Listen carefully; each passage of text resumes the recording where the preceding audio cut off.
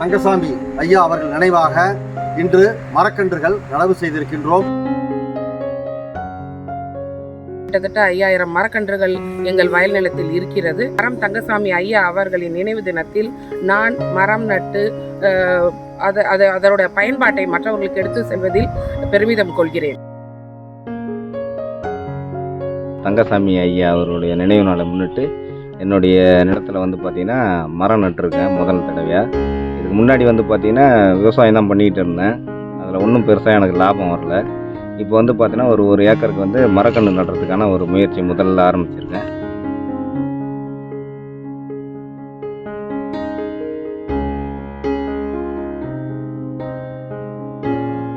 Acre மரம் விவசாயம் ஏற்கனவே பண்ணியிருக்கோம். செப்டம்பர் 16 தங்கசாமி ஐயோட நினைவு நாள் இன்னைக்குங்க.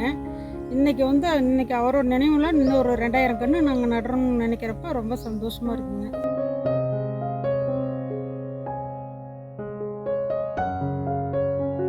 ஈசா காவேரி கூக்குரல் இயக்கம் மரம் தங்கசாமி ஐயா அவர்களின் சுற்றுச்சூழல் பணியை நிறைவு கூறும் வகையில் ஆண்டுதோறும் அவரின் நினைவு நாளில் மரக்கன்றுகள் நடும் பணியை முன்னெடுத்து வருகிறது. அந்த வகையில் இந்த ஆண்டு நினைவு தினத்தில் தமிழகத்தில் 37 மாவட்டங்களில் மொத்தம் 691 ஏக்கரில் 1,67,700 மரக்கன்றுகள் நடப்பட்டு, மேலும் மரம் தங்கசாமி அவர்களின் கனவை நிறைவேற்றும் வகையில் மரம் சார்ந்த விவசாயம் செய்ய விவசாயிகளுக்கு பக்கபலமாக காவேரி கூக்குரல் இயக்கம் செயல்பட்டு வருகிறது.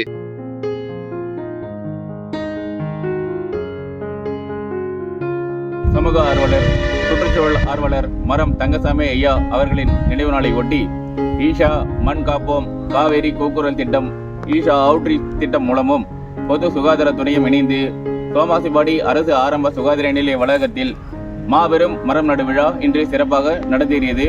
நிகழ்ச்சியில் ஊர் பொதுமக்களும் முக்கியஸ்தர்களும் கலந்து கொண்டு சிறப்பித்தனர்.